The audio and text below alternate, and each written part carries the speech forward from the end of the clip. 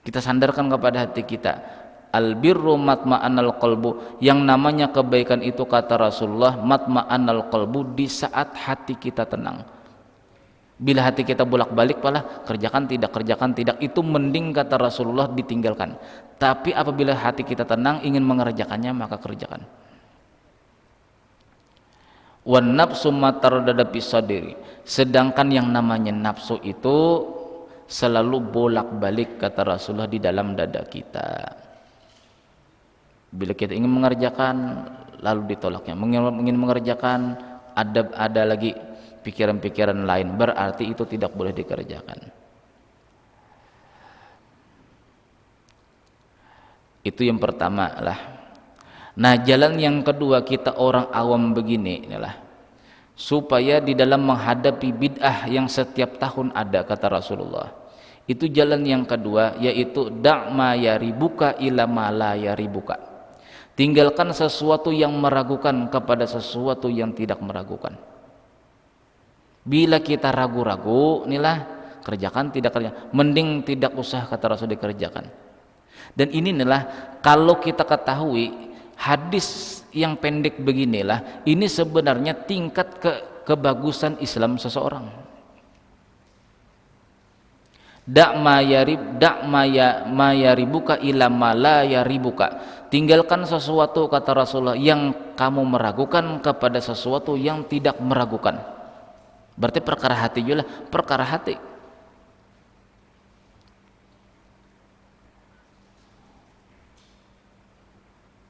Kalau kita adalah selalu meninggalkan sesuatu yang kita ragukan, kita tinggalkan. Apabila tidak meragukan kita ambil, maka kita itu termasuk daripada orang Islam yang paling tinggi derajatnya.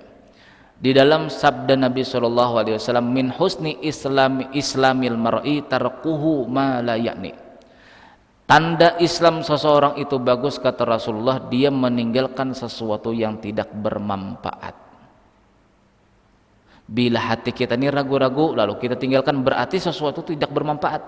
Bila kita sering meninggalkan sesuatu yang ragu-ragu lah, berarti kita sudah meninggalkan sudah menjauhi daripada sesuatu yang tidak bermanfaat, maka kita itu telah mengerjakan sesuatu yang bermanfaat. Itulah tanda Islam seseorang itu semakin bagus kata Rasulullah.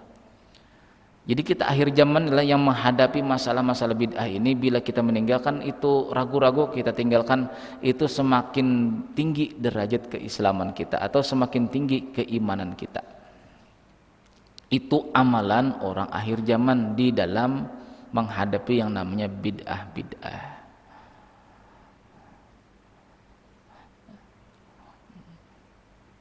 Bukan hantam korono bahasa orang, hantam kromo, artinya ambil terus.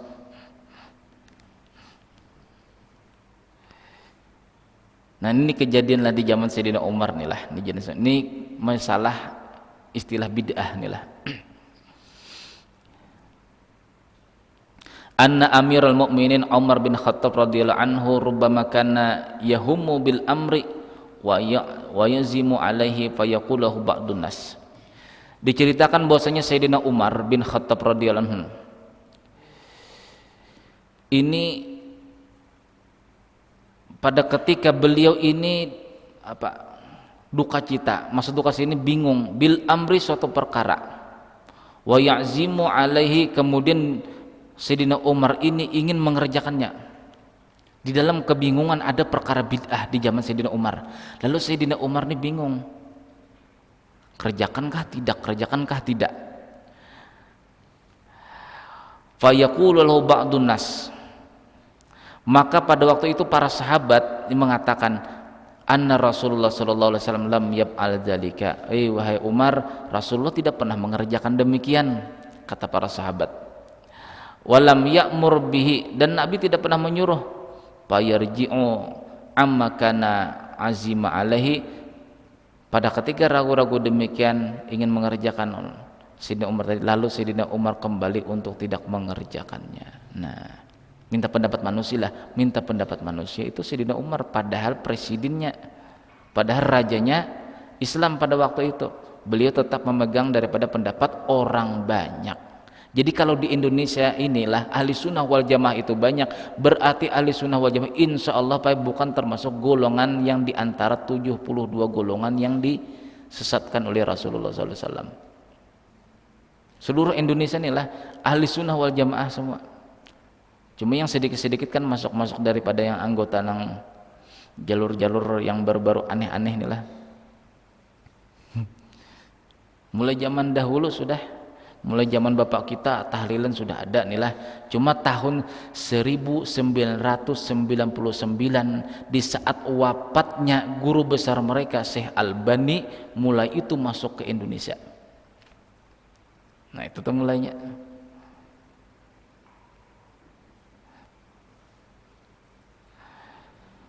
Mulai masuk bid'ah sesat itu mulai tahun 99, mulai tahun 2000.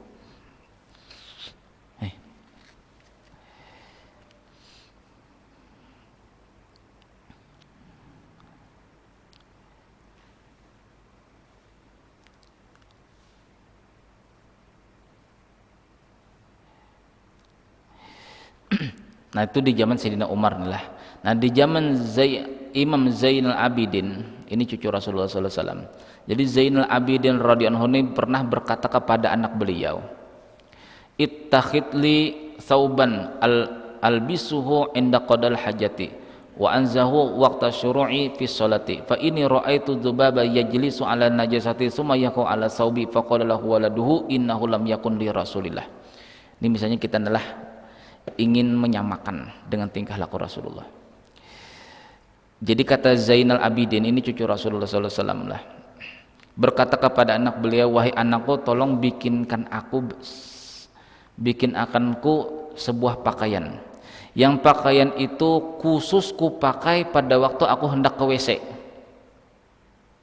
Misalnya pakai sarung nih lah, ada baju kaos yang khususan, sarung khusus untuk ke WC, baju yang untuk ke WC.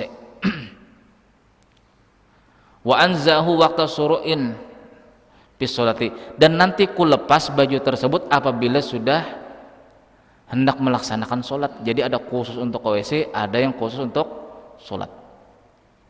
Ini zaman ulama salaf dulu.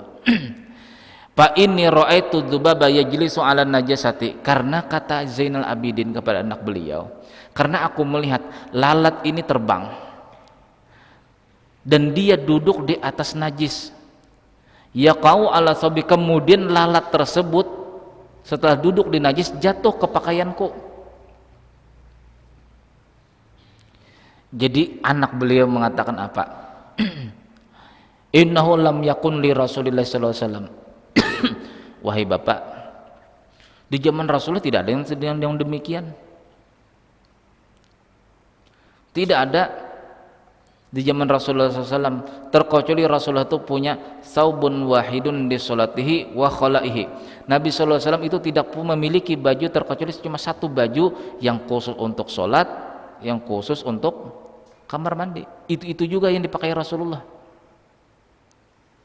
Parja imam amakana azima ala fi'lihi. Kemudian tidak jadi Zainal Abidin tadi minta buatkan sarung atau baju yang khusus ke WC tadi.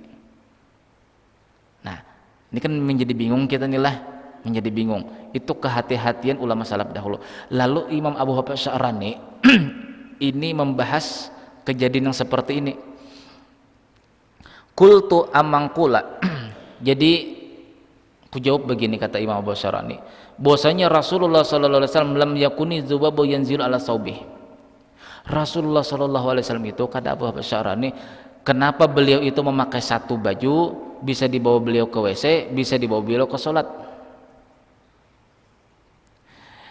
Karena Nabi sallallahu alaihi wasallam itu tidak pernah dihinggapi baik pakaian beliau ataupun kulit beliau oleh lalat. Lalu wajar-wajar saja, kata Abu Bakar Syarani, beliau ini berpakaian atau pakai sarung cuma satu aja.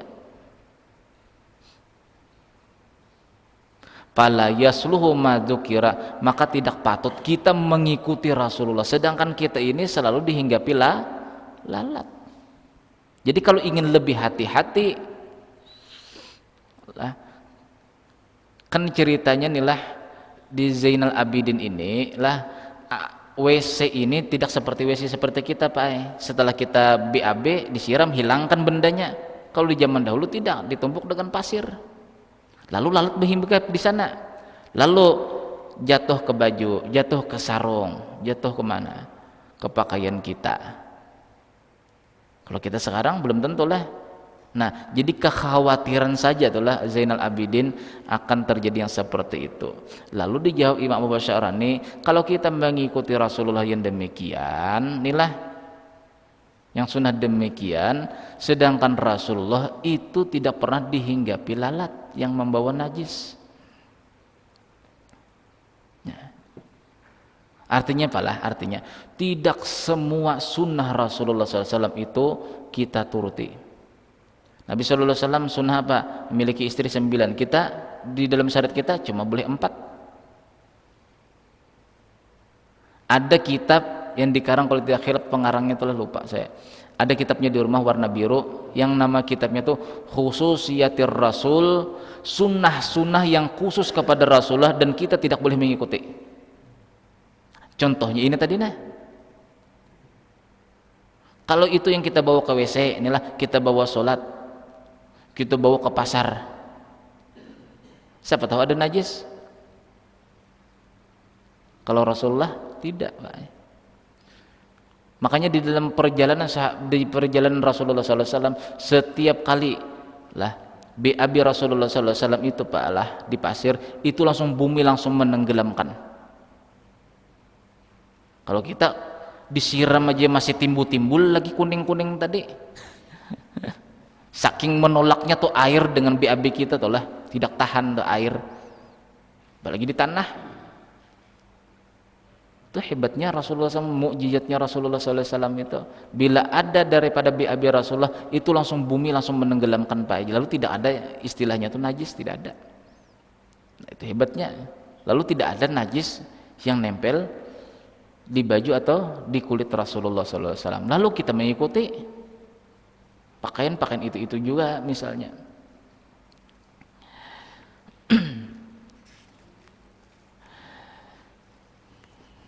Nah, lalu Abu Sya'rani membahas yang seperti ini, inilah.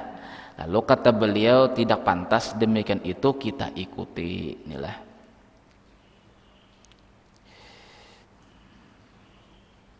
Tetapinya perkataan Zainal Abidin tadi itulah kepada anak beliau, itu kata Abu Sya'rani, beliau mengkias itu bahwasanya perkataan beliau itu kepada anak beliau tadi, lam ya'mur ahadan, artinya kita aja cukup memakai, jangan disuruh kepada orang lain. Nah, itu maksudnya.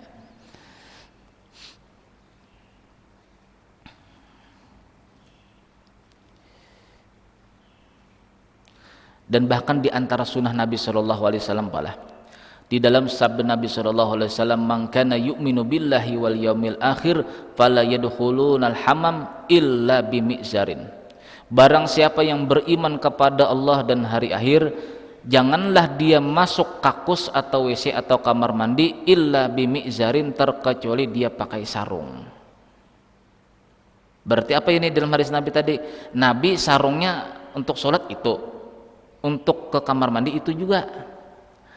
Rasulullah SAW itu ada jaminan kulit beliau dan pakaian beliau tidak terkena najis. Lalu beliau menjelaskan di dalam hadis beliau yang lain, man kana yu'minu billahi wal yaumil akhir fala yadkhul hamam illa bimi'zarin. Barang siapa yang beriman kepada Allah dan hari akhir, janganlah dia masuk kamar mandi terkecuali pakai sarung. Berarti ini ada sarung khusus, inilah ada sarung khusus untuk sholat, untuk ke kamar mandi. Barang siapa yang beriman kepada iman kepada Allah dan hari akhir. Nah, yang perkara kita sekarang begini Pak, ini mohon maaf, kita bukan menghujat orang, artinya kita sama-sama membuka kebenaran. Karena kebenaran itu benar itu sudah ada, ya Allah. Kebenaran itu sudah ada, cuma kebenaran ini banyak tertutup. Lalu sama-sama kita buka supaya bisa menerima kebenaran.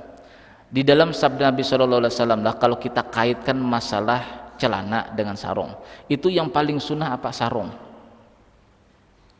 Di dalam sabda Nabi sallallahu alaihi wasallam, tasawalu wantaziru wa khalifu ahlal kitab, rahu Ahmad. Pakai celanalah kalian dan pakai sarung, dan hendaklah kalian bedakan diri kalian dengan Yahudi dan Nasrani. Hadis sahih diriwayat daripada Imam Ahmad bin Hanbal. Jadi yang afdolnya itu inilah, sebelum bersarung itu ada celana. Di dalam hadis yang lain pala bahwasanya orang yang senantiasa pakai celana lah, ke WC pakai celana, sholat pakai celana, ke tempat kerjaan pakai celana, itu kata Rasulullah SAW itu perbuatan Yahudi dan Nasrani. Ini mohon maaf lah, ini kita membuka kebenaran dalam hadis. Makanya membaca hadis itu jangan satu aja. Kalau satu hadis ini menyuruhkan kata Rasulullah pakai celana, pakai sarung. Nah ini yang kita pakai Ahlussunnah wal Jamaah. Sebelum baju gamis boleh di dalamnya celana, boleh di dalamnya sarung, atau kalau kita pakai sarung di dalamnya ada celana. Cuma yang mereka yang memaham hadis nih lah, mereka cuma pegangan satu pegangan hadis yang mereka tuh selalu pakai celana. Itu hadisnya begini, di dalam kitab Bujairimi juz yang kedua, Rasulullah sallallahu alaihi wasallam bersabda, innal ardo tastaghfiru lil musalli bisarawil. Sesungguhnya bumi, kata Rasulullah, ini bumi yang kita pijak, tastaghfiru selalu memintakan ampun, lil musalli bagi orang yang sholat, bisarawil dengan pakai celana. Sedangkan Rasulullah SAW itu tidak pernah pakai celana sholat. Nah jadi kita ambil hadisnya inilah, yang pertama celana, sarung, itu untuk membedakan kalian daripada Yahudi dan Nasrani. Di dalam hadis yang lain bahwasanya orang yang senantiasa pakai celana itu pekerjaan daripada Yahudi dan Nasrani. Nah hadis yang ketiga, innal ardo tastaghfiru lil musalli bisarawil. Sesungguhnya bumi selalu memintakan ampun kepada orang yang sholat pakai celana. Kita ambil ketemukan begini, bahwasanya yang paling abdol itu pakai sarung, di dalamnya celana. Yang ancamannya apa? Di antara hadis yang tiga tadi, ancamannya orang yang selalu pakai celana. Buktinya di mana? Nabi SAW tidak pernah pakai celana sholat. Oleh karena tidak pernah pakai celana di dalam sholat, inilah maka yang dimaksud daripada isbal itu adalah sarung yang melebihi mata kaki. Jadi boleh sebenarnya celana itu pakai isbal, artinya menutup mata kaki dalam sholat boleh. Yang penting jangan khuyala atau sombong. Alah. Itu pun masih banyak hadis-hadis yang lain yang perlu dipaham. Selama tidak sombong, sekalipun itu pakai sarung ataupun pakai celana, maka diperbolehkan. Cuma yang pernah diancam itu yang pakai sarung, yang isbal. Karena kebanyakan dahulu orang yang selalu pakai sarung atau pakai baju, inilah baju yang panjang-panjang itu selalu sombong. Itu di zaman Rasulullah. Kalau sekarang kalau tidak ada sombong berarti tidak apa-apa. Misalnya adalah ke pekerjaan celana sampai segini lah, masuk ke celana segini, kemana-mana pakai celana segini-segini, itu tidak ada sunnah Rasulullah.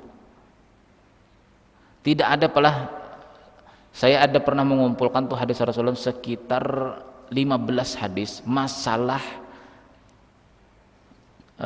pakaian yang di atas mata kaki, artinya agak cingkrang nih lah. Tidak ada pernah ketemu hadis yang mengatakan menyuruh untuk celana di atas mata kaki. Tapi yang ada cuma saubun itu artinya pakaian itu yaitu sarung, karena di zaman Rasulullah cuma orang pakai sarung.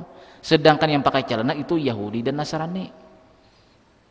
Itu masih saya simpan hadisnya di dalam laptop saya, jadi belum ketemu lagi saya. Nah maksudnya ini apa nih lah, masalah pakaian yang seperti ini, kalau tidak ada dalilnya di dalam hadis jangan dikatakan Itu sunnah lah. Yang sunnah itu pakai sarung. Tapi kalau orang itu pakai, lalu disalahkan orang yang pakai celana, enggak, artinya jangan selalu pakai celana. Mulai bangun tidur sampai tidur kembali celana aja pakai sarung. Nah, hati-hati. Bedakan kata Rasulullah kamu dengan orang-orang Yahudi dan Nasrani.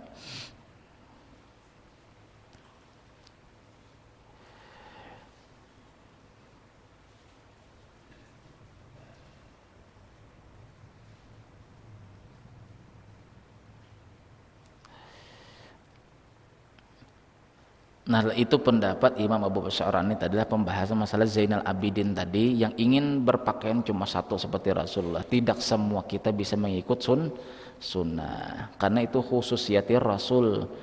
Kita selalu dihinggapi oleh lalat, yalah. Nah, jadi mau tidak mau kita harus berpakaian dua. Lalu kata Abu Yazid Al-Bastami, "Man kana lahu saubun li salatihi wa saubun li khalihi falaysa dzalika min haitsu wuqubi dhabi kama waqa li Zain Abidin, innama dzalika min babil adabi." Nah, jadi yang terakhir dua ulama besar termasuk wali kutub pula, yaitu Imam Abu Yazid Al-Bastami. Beliau mengatakan bahwasanya bagi orang yang memiliki satu pakaian atau sarung untuk sholatnya, satu sarung untuk masuk ke dalam kamar mandi, falaisa dzalika min haitsu wuqu'i dzubabi, supaya terhindar daripada apa tadi? Lalat, sebagaimana yang terjadi li Zainal Abidin, innama dzalika, hanya saja perkataan beliau demikian, mimbabil adabi, di antara sebahagian adab kita orang Islam. Nah, jadi kesimpulannya tetap ada pilihan untuk sarung ke kamar mandi, untuk sarung untuk sholat itu harus ada.